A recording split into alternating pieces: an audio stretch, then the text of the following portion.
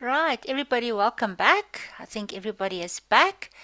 Um, ha- the question, Jack, I think that we need to know from the groups, if maybe you can help me just with that point, is was everyone able to give their problem a name?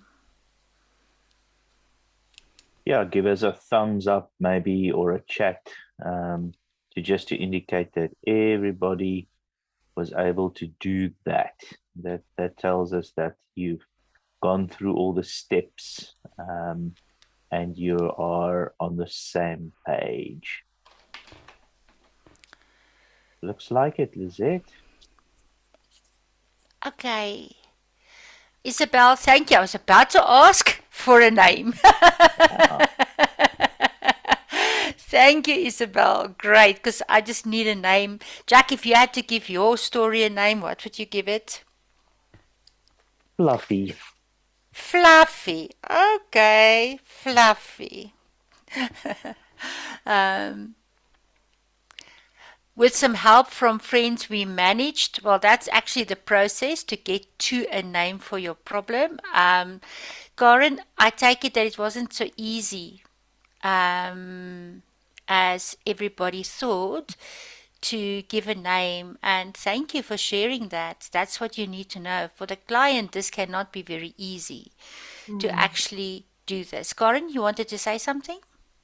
No, yeah, just affirming what you said. It's not as easy, and I think you kind of start with a name, and then through the process you change it again, or you have to help each other to identify maybe the problem, the main problem Wow. Wow, in that's the cool. yeah. Yes. So, Karen, if you say help one another, how did you help? How did your group help you to get to a name? What did they do? Well, it wasn't me in this instant or in this Okay. scenario, but I think to help people to look back and not like the current situation might be just the fruit or the cause of a problem that happened earlier. So Mm. kind of to help the person to identify the root problem. So, And this is not an exercise you can give the client for homework. Do yeah, you okay. all see that? This is not Mm. a homework assignment. This is something you do with the client. Chandra, did you want to add something? Okay. No, Lizette, I don't want to add something. I was in all three groups, and I Okay. don't think there's any questions, or I hope there's no questions anymore. Thanks, Chandra. Okay, so I want you guys to, this is the takeaway. This is not a homework assignment. You don't give this for the client for homework. You use this. You don't even give them the question. Well, you can type it out into a questionnaire, but it's not a questionnaire to get data. It's a questionnaire to help the client to externalize from the problem. So this is why I want you all to be able to get a name, to be able to experience the process, and to be able to see, but it is actually a therapeutic, you actually witness a therapeutic event. And Karen, so thank you for talking with me about it. I see some people say it was not easy. It was not as easy as I thought. In the beginning, it sounds so easy, but to actually find the name, because the names you guys have chosen, and you need to write it down where it's visible, is there's meaning behind that name. Isabel, you said thorny. Karen Kay said prickly. So you all have assigned, like the shoes we saw this morning with the stones in, there's a meaning that you have constructed to the name of your problem. And it's very personal to each other or to you. It's a personal name. So this is important because now remember, from this point on, you are only going to refer to the problem as though it has its own identity, its own person, for lack of a better description. Because once you received a name, the problem is now addressed external from the client. So you no longer ask questions, how are you feeling? You're asking, how is Prickly feeling or Thorny feeling? What is Thorny thinking? So if we, with that frame of reference, take a look at the screen, and I hope everybody can see the screen. Thumbs up. You can see my screen. It's shared properly. Thank you, guys. You're going to see there's the word victim position. At victim position, write the name of your problem down. Prickly, thorny, fluffy. I discussed something with Jack and I said mine would be like black hole. Something specific that we discussed. Write it down there for me. Because you now need to explore thorny, prickly, fluffy. Maybe you guys can put other names in the chat box so that I have more than that. I've got a couple of other names to look at. And we're going to look how that, because we earthquake, Karen. Oh, huge. That is huge. There is a lot of power. Mandy says Ash. Unraveled says Cindy. Oh, wow. Sink House, Sonia. Wow. Okay. So we are now going to, Danielle said wool. We're going to use that in the victim position.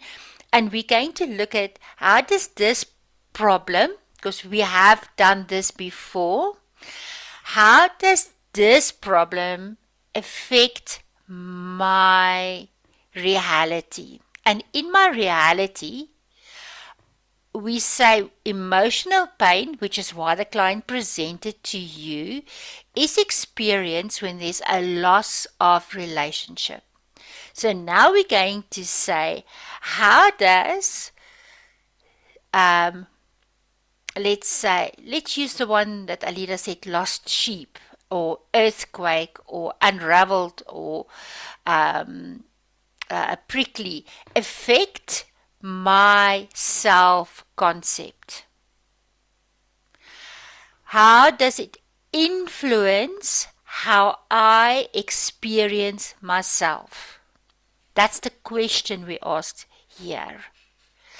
How does a prickly impact my thinking about my future? How is prickly impacting my needs? Emotional needs. How does fluffy impact my self-value? In a negative or obviously, Dia's one is called blame. How does this influence these events? How does this influence my self-concept? If you remember yesterday, we had a diagram about imagine mental images, negative thought patterns, etc. That we said that is the construct of self that we are going to use here.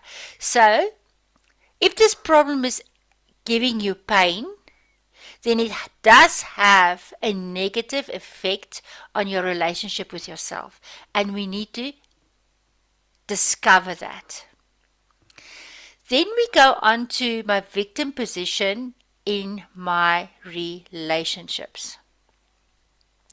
So in this blame, I'm going to use Diaz in blame. Who is involved in blame? So you can use an echo chart to just to note who is involved in blame. Don't forget to involve yourself. how does blame influence, and let's say it's Dia's relationship with his children or his wife or a colleague or a fellow student? How does it influence them? So you will ask this question. Because this is your social constructs. When you visit, when you go outside and you have a family gathering, how does blame play, when does blame present in my family gathering? And so on. You can explore the social setting here. And then this, guys, is the most difficult one for Christians to experience. Because how does blame affect my relationship with God the Father, God the Holy Spirit, and God the Son? Because each of these names, if we are truly honest, will tell you that when we have a problem, it impacts our relationship with God. Who wants to take a chance and tell us a biblical example of a person who had a problem that affected their relationship with God specifically?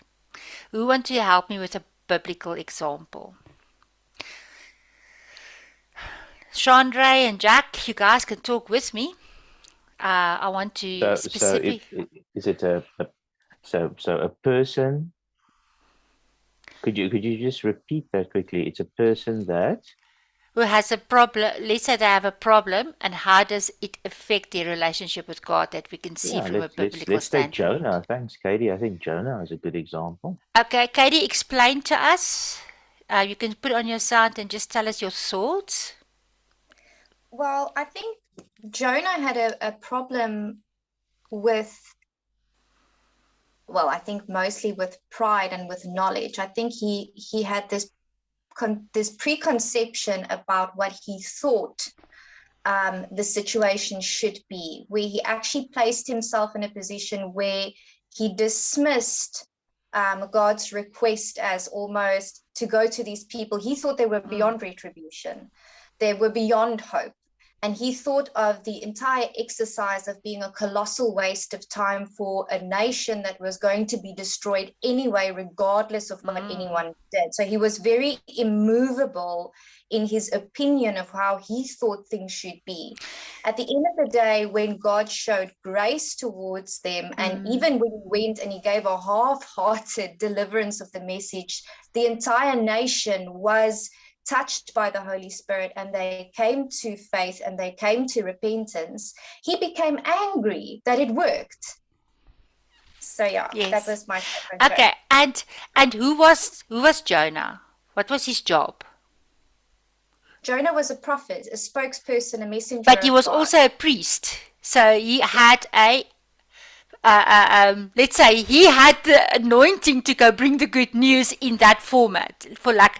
So he was in God's service, and the challenge he had was to bring the message of redemption to a very, very let's say to a demonic or evil country, and how he just didn't want to do this thing. And even he just wrote something down and he walked, it was like, I'm doing this because I'm under protest.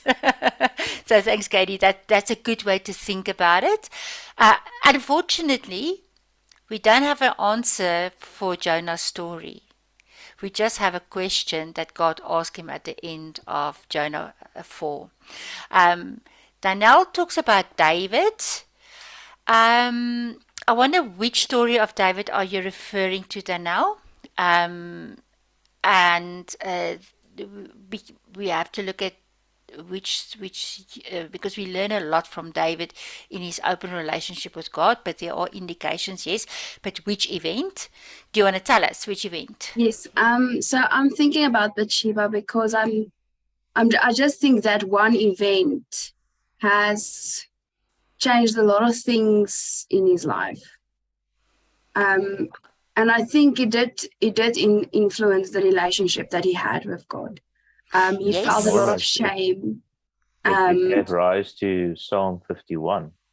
Yes. So it's a massive event, yes. Yes. Yeah. But we can learn from him that with that he still wrote Psalm 51, Jack? Isn't Yeah, that amazing? Absolutely. Yeah. But just to add to David's relationship with God, what about his daughter Tamar, which he just didn't do anything about when she was raped by his own son? He just didn't do anything. There was he just didn't do anything. So that is partly why Absalom, because he took her into his house, got so angry with his father. So can you see how that one problem completely impacted all of David's relationships? He lost he lost a daughter, he lost a son, he lost his self-respect, and it had a huge impact on his relationship with God, because at one stage he's asking God in this time, why have you forsaken me? Okay, so David is a real live human being. And thank God that we can learn from him. Isabel, Simon Peter, yes, when he denied him. And so Simon's whole story can impact that. I want you to go and look at the story of Gideon. Go look at the story of Samson. Go look at Cain's story. Go look at... I was so hoping somebody would put it down there, Jack, because it's because of their loss of relationship with God that we are here today. And they are called... Who were they? Adam and Eve. Yes, that's why we're here today. So I was sort of like, that's because we're going to get to the genesis of the problem. So I want you guys to start to think. But please note, we are no better than any of the people who are in the Bible. So for us to think, and so I want to go back to Simon Peter and his relationship with Jesus. Peter, even after Jesus died on the cross and brought redemption, he and Paul had a huge fight about certain religious ceremonies or practices that Peter still felt was needed in the new church. Okay, so it was an ongoing redemption when Peter wrote to Peter. There was that 2 Peter 1 is almost Peter's life journey about growing closer to God. Okay, so yes, a good example.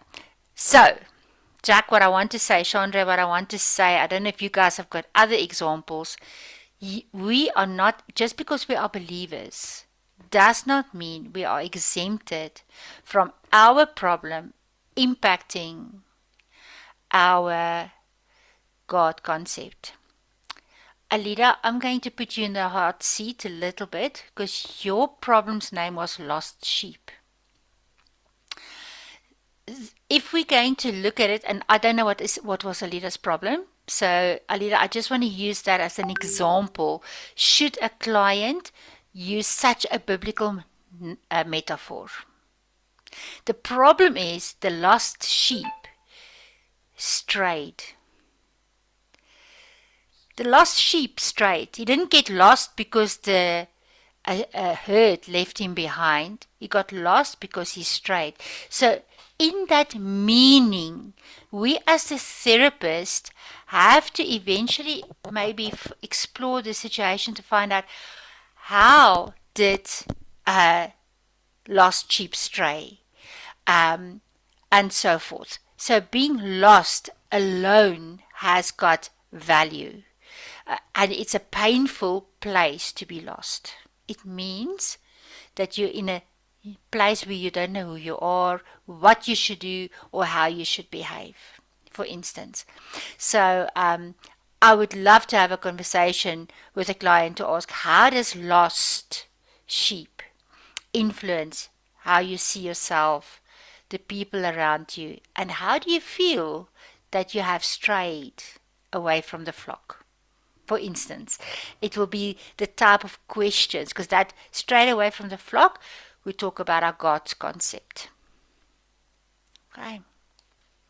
This is a powerful tool, guys, to talk to a client as part of the externalization process. Please note that we use this as part of the externalized process, and we refer to the problem, the name of the problem, when asking this about it. Is everybody okay with how we start to focus on the problem as though it has its own identity away from the client? This is where you're going to either be successful in your counseling or not when we talk about narrative therapy. So I want thumbs up. Can we start to get into that discipline? Because we tend to forget we've externalized, and then I will send my report back when I mark it and say, guys, haven't you externalized already? And then people say, yes, we have. So I said, why are you asking personalized questions again? And then you get cross with me.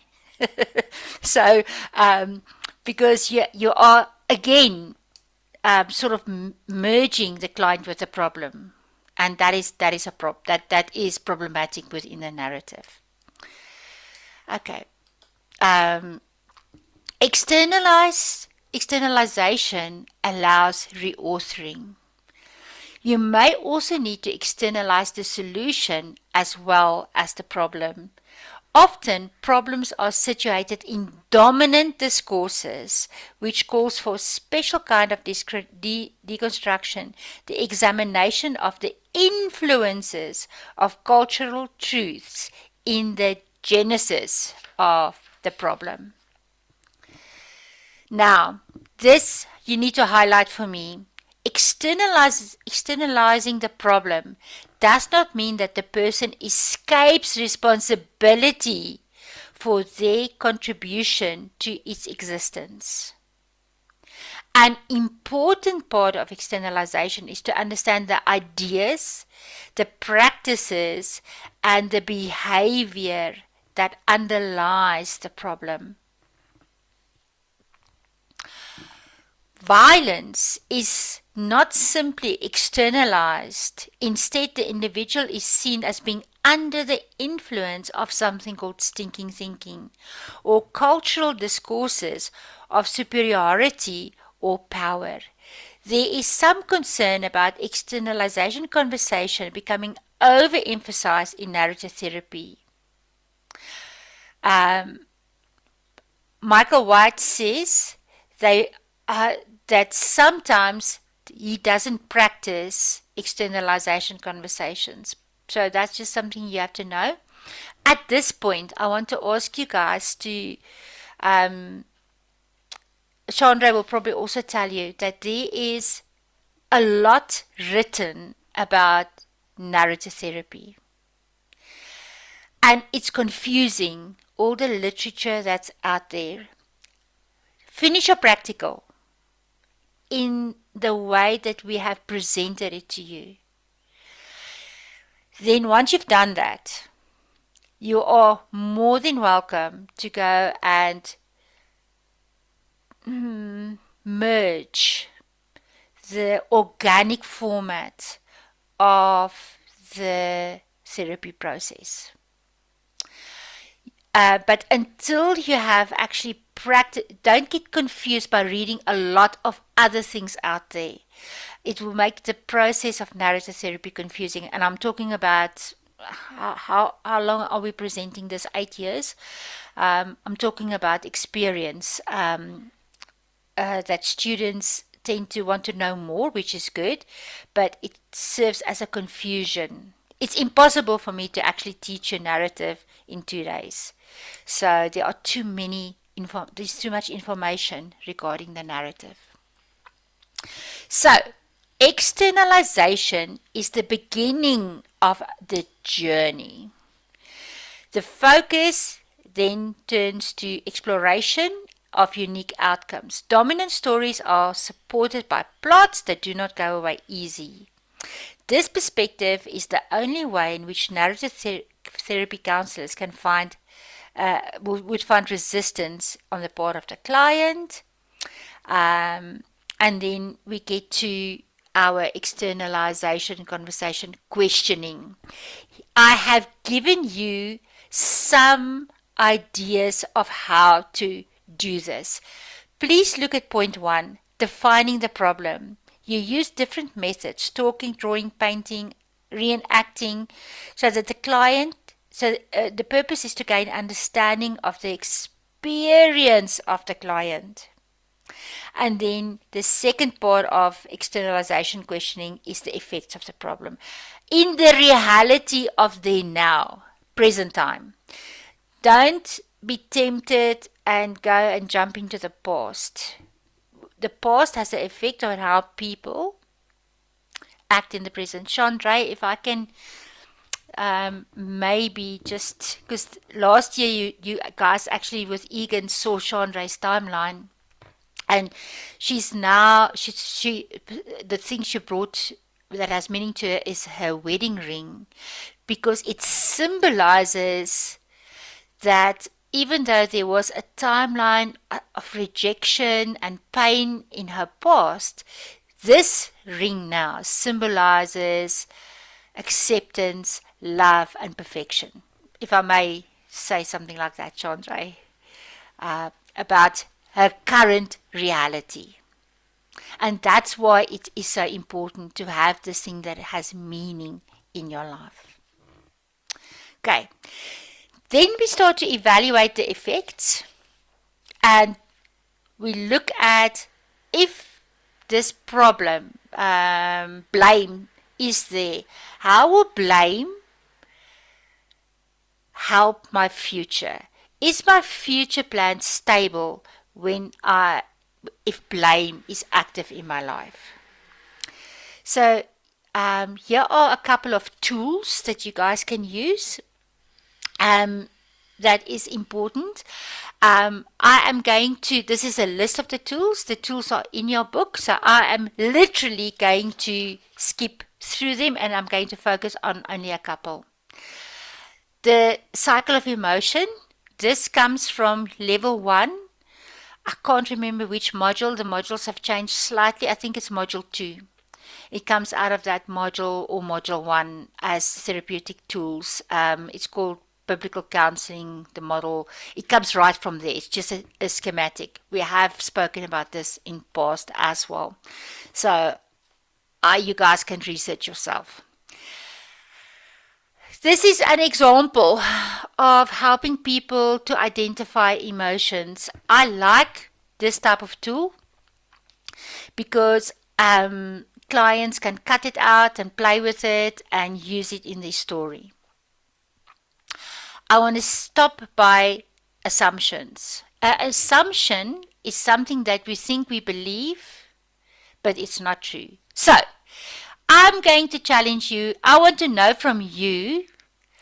I wonder if I should ask the question. Okay, I'm going to ask the question. Is a banana harvested from a tree? You know, the yellow fruit that we eat and make bread with and so on. Does it come from a tree? Yes or no? Yes, says Karen. Yes, says Isabel. Sonia agrees. Yolandi agrees. Hello, Yolandi. Katie. Okay. Guys, bananas are not a fruit. Oh, no, they're not. They're a berry. Yes, you're the only one who thinks narratively, maybe.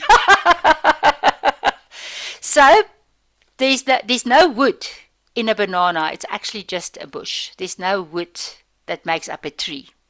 So you see what is an assumption, a belief. Okay, everybody's now on their phones Googling to see if I'm right, Jack, because there's silence there. I did. Nobody said. I know you did. No. And I'm right. A banana is not, doesn't come, it's not a fruit of a tree, it's actually a berry from a bush. So, it is, by the way, for those who love to know more about stuff, a banana is genetically engineered. It doesn't, and it comes from England in a greenhouse in the 1800s, I think somebody made it in their greenhouse. It doesn't come naturally as we I have think it it's today. it's either broccoli or cauliflower is also engineered. It doesn't come. Yes, I think it's broccoli. I It's think not so. something that was generated by genetic. By a garden, by a Yeah, gardener somewhere. it was. It wasn't modified. It's been coming years and years, but they crossed two different plants, vegetables. Yeah.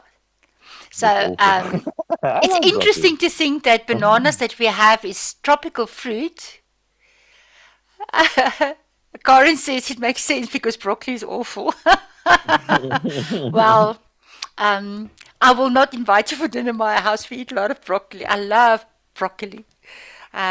You fry a little bit of onion and you take they call it broccolini. It's broccoli with long stalks, and you just slice it slightly if it's too thick, and you add it a little bit with a little bit of olive oil, and you let it, and a bit of onion. You just let it simmer until everything is just wonderful, and then you have it with your whatever. It's fantastic.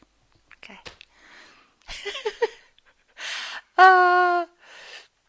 I'll add bacon. Yes, you may. Oh, you're making me hungry. See, you can add bacon to this. If you want to add you can add cheese sauce as well to that concoction. But the thought is just to make it as natural as possible, and it's actually very nice. Sort of like they steam fry type of thing. They call it braising. What was the other thing? It's like I'm just still with the banana thing. Uh, so a banana is a berry, okay? Yes. But it's botanically classified as a berry.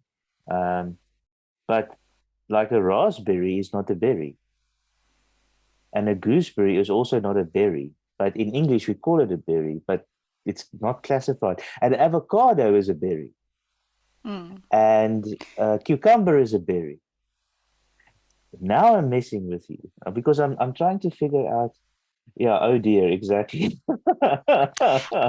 So The this stories Jack, we've been taught, the things we know, exactly. So Jack, and just the language we use. so that's how assumption is formed. Exactly, Isabel. It's because everything was named based on assumption. Um, Might sound weird. yeah, unfortunately, they simplified it instead of giving us the truth. This is the problem. When you lie to somebody, you ruin their childhood. So, Isabel, Don't believe everything you read. So, let's use your goodie to say, let's use the banana assumption. What is the belief or assumption you have just tested? Right. Let's use lost sheep. What do you what belief about lost sheep do you need to test? How does this affect you? How does this belief or assumption force you to act? I'm actually very glad bananas are not fruit, because have you ever eaten a banana? They slimy. Honestly, they slimy. No, they slimy. So But I'm I sure don't have to eat bananas that are maybe fruit. slimy, but we They have slimy no in your mouth. They sort of like slippery and all that. Ugh. Okay. What defense mechanism does this assumption or belief hold in place. Thank you, Corin. They asked me. What a defense mechanism does or assumption or belief held this in place? This is an important question. And then the opening thing. Is there an alternative? Is there an alternative to this belief and to this assumption? I want you to think about this, and maybe we must come back to this and just discuss this lightly or slightly in your groups, because sometimes we have to test beliefs or assumptions regarding our faith. And that's difficult. Because of what we have thought was the truth. We know it's the truth. We believe it's the truth. I read a book, and I can't remember his name now. It's Rabbi something or another. And he wrote a book about a death camp, Auschwitz death camps. He wrote a book, and he said the following: many people ask me, why was God silent when these atrocities happened? And he goes and he says, but I know God was not silent. He spoke many decades ago and said, thou shalt not murder. It's profound, guys. He says his God was not silent. And that's the assumption so many people have in places where they are experiencing pain. Jack, did you want to add something? It's just, it relates to the common question, why does God allow suffering? Why does God allow, why, and the kind of the really simple question, why do bad things happen to good people type of the thing? Why is God silent in the pain and the heart sore? So these are assumptions and beliefs that we make to simplify very complex problems in our lives, and we shift the blame to God, and we say it's his fault because he should have protected, or he should have given a different outcome, or if he is so sovereign, why does he allow that? And many times, obviously, you have at this point, at the point in your life, you've asked this question, you've prayed about this question, people have talked about it, and you will also have it or experience it in your ministry.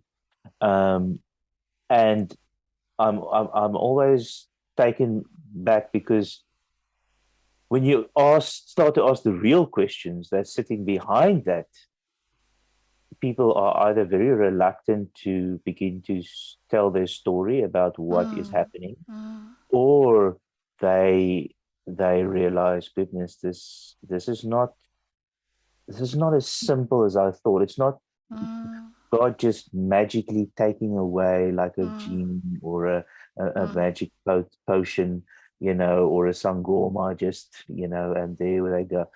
God, in his omnipotence and in his being sovereign over all, has allowed us to have something called free will. And free will has responsibilities and consequences. And in our lives, we live in between the tension of these things. And when you really get down to it, all of the challenges and trouble and heart sore and pain that we've endured in our lives has to do with the results of our choices, or the results of and consequences of other people's choices in our lives. And like take ESCOM for instance, it's a big consequence of lots of bad choices. And we can ask, why doesn't God keep the lights on? But that is not how it works. That is not how the world in its current form operates. And we should start asking the right questions. And that's why the narrative approach is so good, because it helps you to really get to grips with the tough issues, and it helps you to ask better questions. But Jack, just that thought of him answering in such a simple way.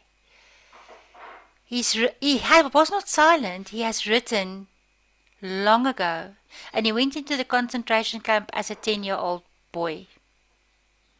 He saw the death of his families. It was yes, but that was just powerful. Then now, okay. She just she in the chat group she put the famous poem of Footprints in the Sand. Yes, I agree. Which says, where was God, and when the footprints were only one set, and that's where He carried us. So but we all know this one. That's good. As we talk about this, we all have faulty assumptions of God.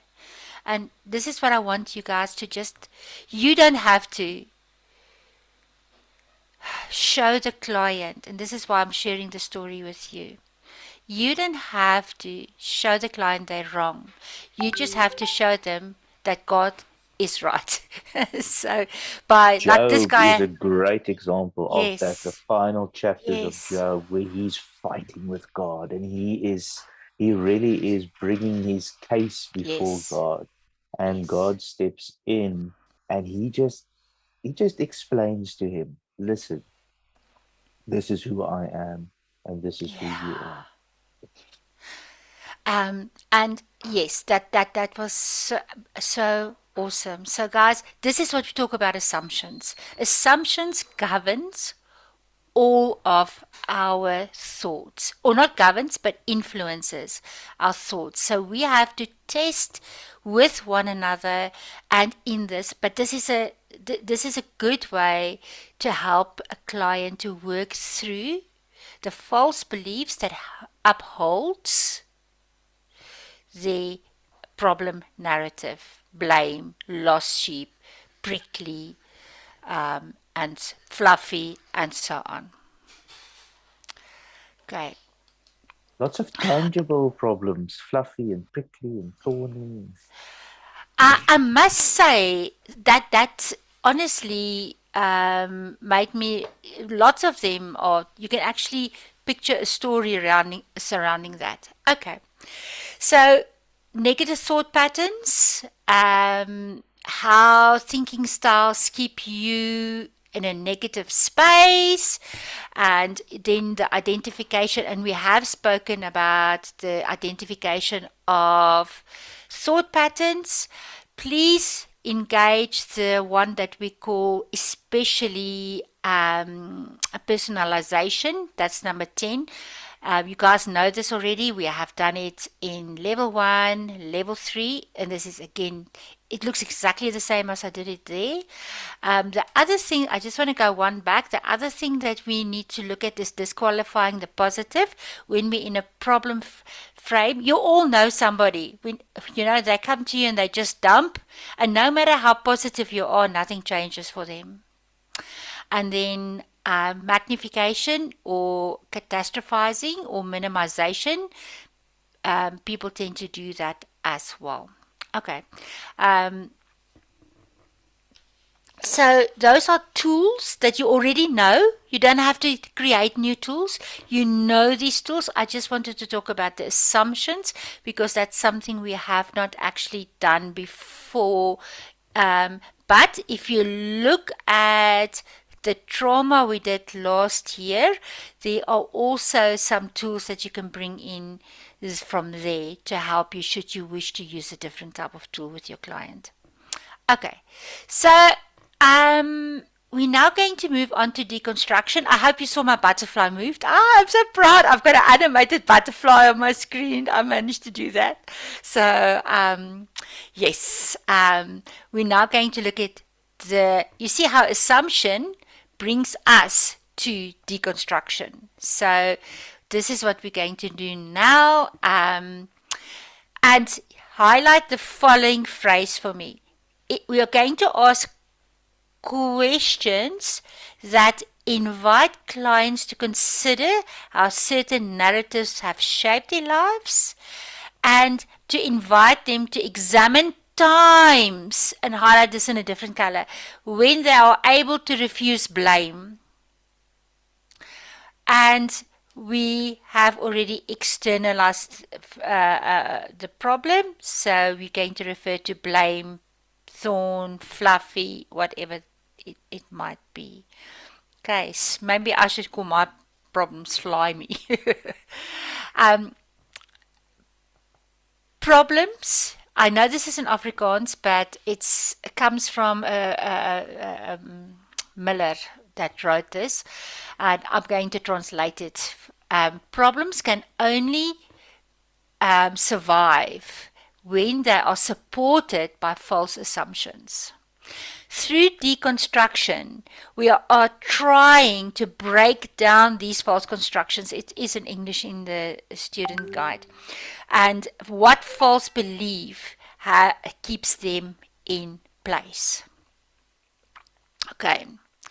And we call this listening process of listening for those things as deconstruction. So I want to get to this slide. Our lives are storied. Please make NB, highlight this, make this is the fifth most important thing in narrative, and it's the fact that our lives are storied. Okay. The current, Jack, Chandra, and all of you, the current dominating story of the people of South Africa is load shedding. Okay, it's one of the dominating stories that is affecting the lives of most South Africans. One of the questions I was challenged with, and this is something that is real, and this is stories and also questions and things we believe. And the question was very simply: is load shedding making you drift further away from God, or is it causing you to go closer to God? And for me that was challenging, because I want to be angry. I feel this is unfair. I feel it's destructive. I feel that this you can go on, but load shedding and the challenges we have can also be seen differently, and this is a challenging reality. Jack, can I make a comment to your saying? Thank you for sharing that so honestly. My question is, have we ever prayed for an answer for load shedding? I'm just asking the question. Have we prayed for an answer for your personal circumstances, that God will show you the wisdom as to the next step? Let's say you want to invest in, should you get batteries, or should you get solar power? Should you get a gas geyser or a solar powered geyser? Whatever the case might be, have you asked God for wisdom, or have we just Googled? I'm asking the question because Jack just reminded me this externalizing problem, because somehow, Jack, we don't think this is a spiritual thing. It's a massive spiritual thing. Why do you say that? Because it impacts us on every level of our existence. And isn't it true, Jack, that we actually are people that have everything we do, we say that everything we do, we want to do to the glory of Jesus. We all have said it at some point. But do we when we get the push notification? When that ESCOM notification happens, do we do that? I think for me personally, firstly, it used to be like fear, but now it's just frustration, or not again, or even when it goes down a level, like today, I was like, yeah, for how long? We're just waiting for it to be changed again. So I think a person would be justified in being negative, but is that helping anybody? So Yeah. So I wanted to use this as a demonstration. Our lives are storied. We have dominant identity stories. And it can be solution or problem orientated. Thank you, Jack, for talking to me about this, because I think, or just talking with me, because as Jack was talking, we can hear it is a problem orientated discourse, not a solution focused discourse, because we haven't got a solution, but that's the point. So I want you to hear how Jack was talking about the problem, and could you identify that it was focused on the problems? Thumbs up, guys, thumbs up. Please let me, can you see the difference? This is very important. When we speak about a problem affecting us, what you as the therapist need to listen for how the client is phrasing this problem. You heard it from me as well. I raised this, and Jack raised a new dimension. He raised the dimension of spirituality. How is this affecting our spirituality? So our lives are storied.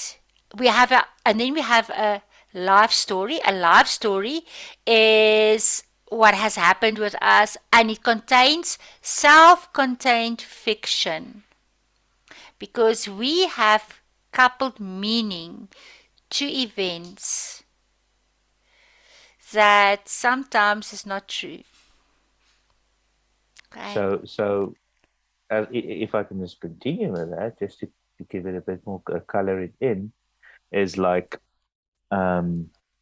with the current situation, the fictional things. So what's happening in my mind many evenings is like I have this apocalyptic dystopian movie playing of people running around shooting each other for a can of food, and so there might be truth to that, but again, is that really going to happen? The chances are limited, but they're not it's not far removed from reality.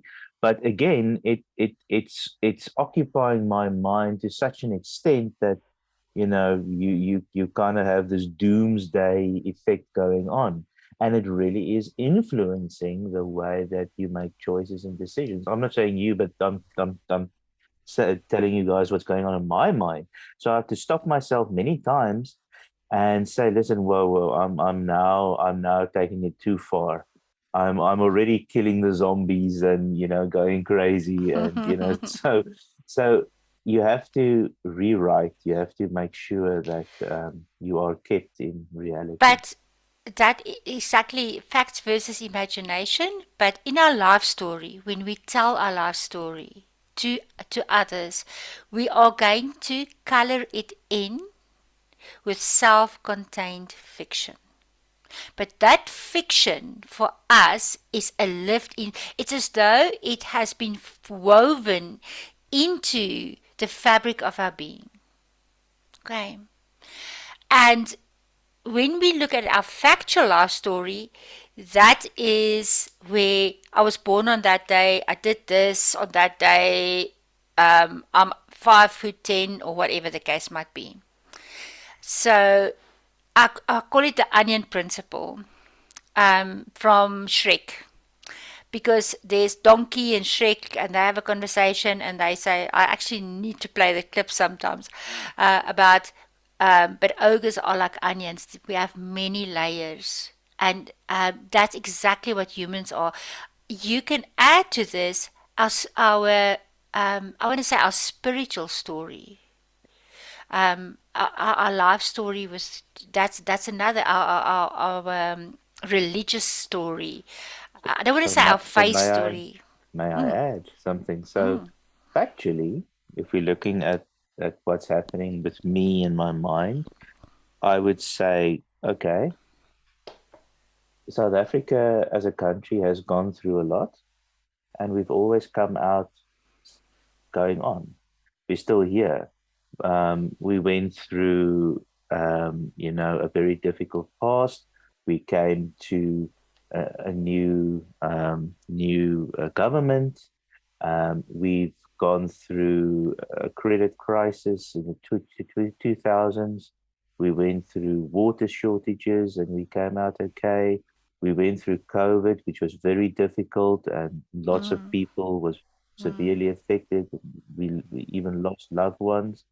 But what I'm trying to say is we've gone through crises in our lives and we're still here.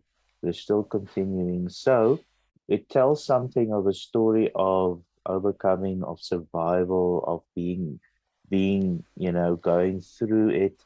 And if we then say, if we look at that, we have hope for the next crisis because, God has been faithful throughout.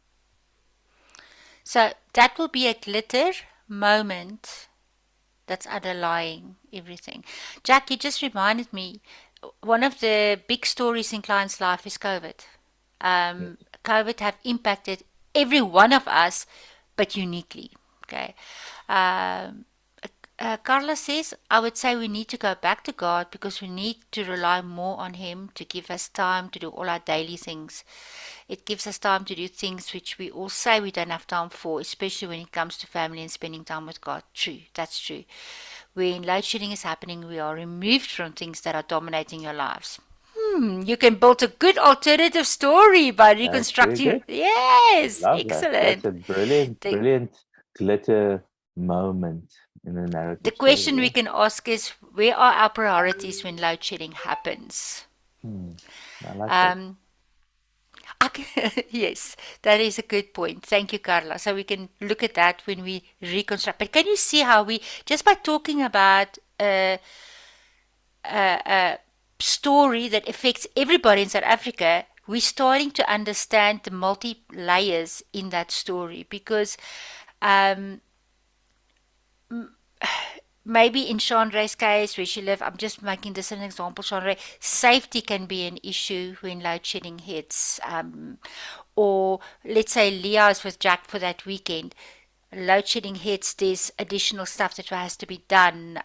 In my case, we are the primary caregiver of my mother-in-law, so there's we have to make sure that she's okay through the load shedding things. So all of us are impacted in a unique and different way.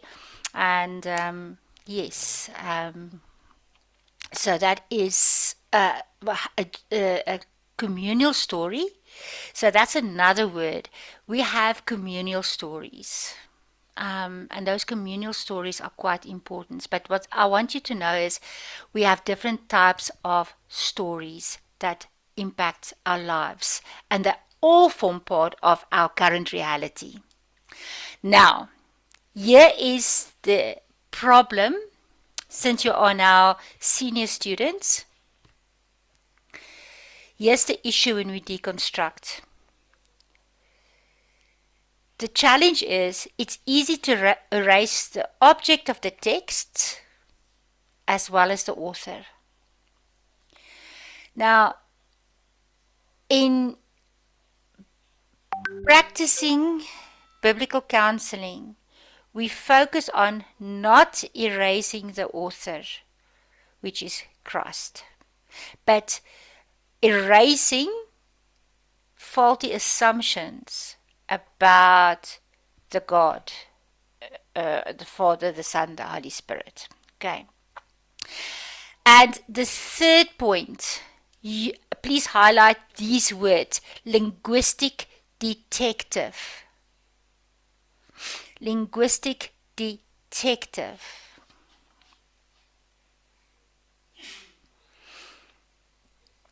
This morning, I said hello to you guys and I used a word. Who can remember what I used this morning when I said hello to you? I just said hello.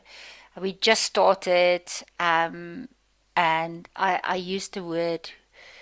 Who remember what the word was?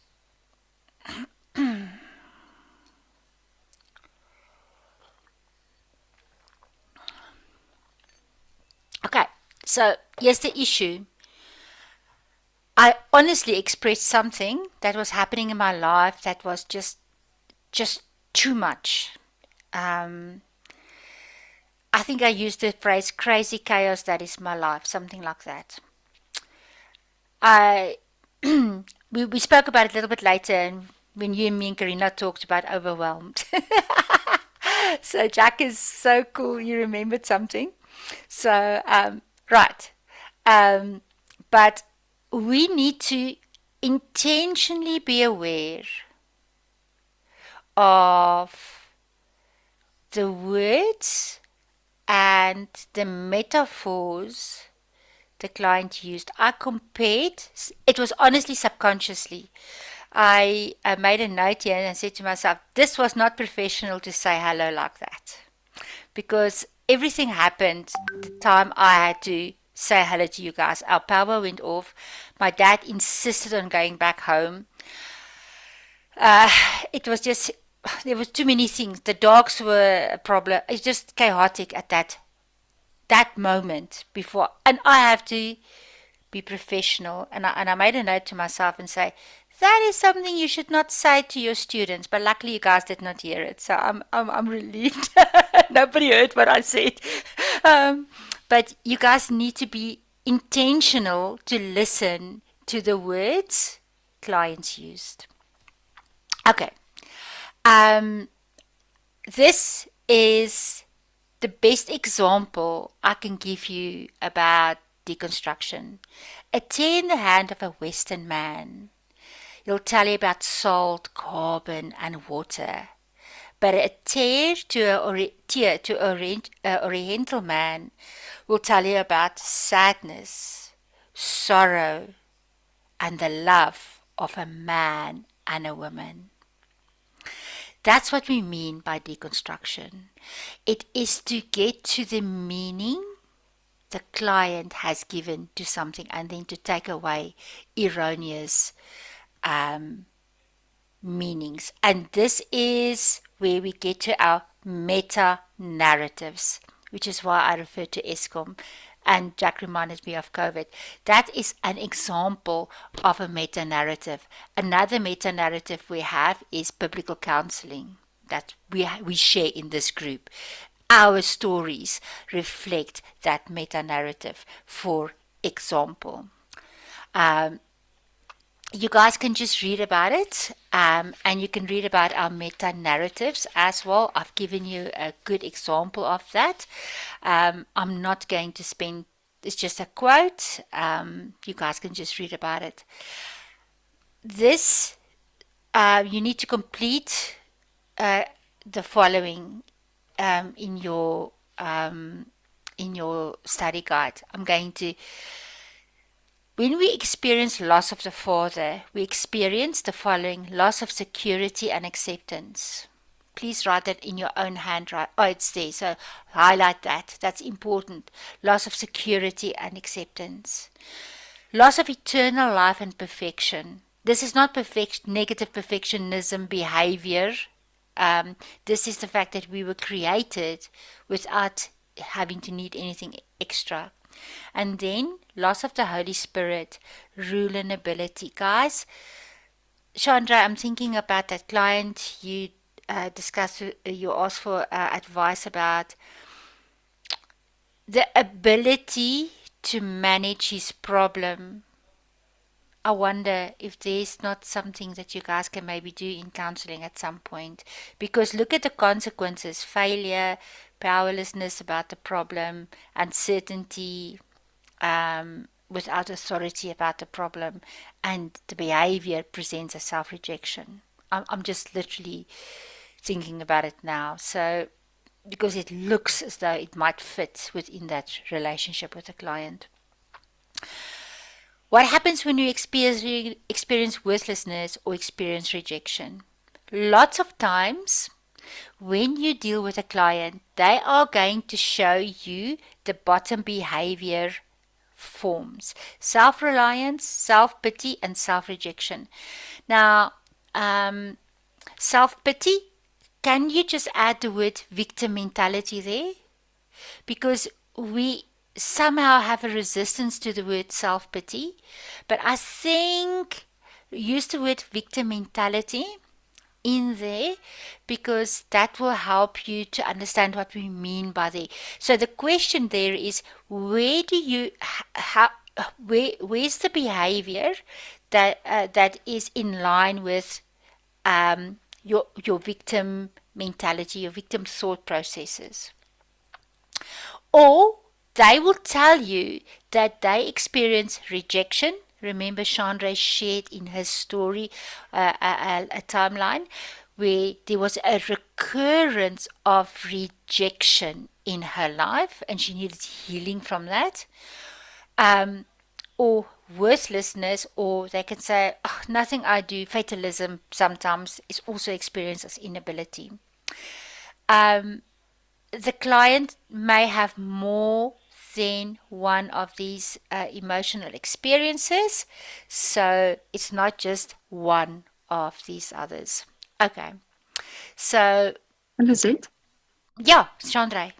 I can just confirm I did this tool with the client, and we had quite a very big breakthrough. So it's actually Wow. working very well. Okay. Wow, thank you for sharing that. I appreciate that, because we see this as simplistic, isn't it? As though it's a very simple, because it's only a table with a couple of things on it, but they are very. May I ask how you explored it with the client? If you can just, obviously we can't discuss the client, but just the questions that you asked to explore this tool. I think my first question was, what was the relationship, or how do we see the father? And what Okay. was your relationship with the son? How do you see the son when there's something going wrong in his world? When he's busy with, okay, this client had a problem with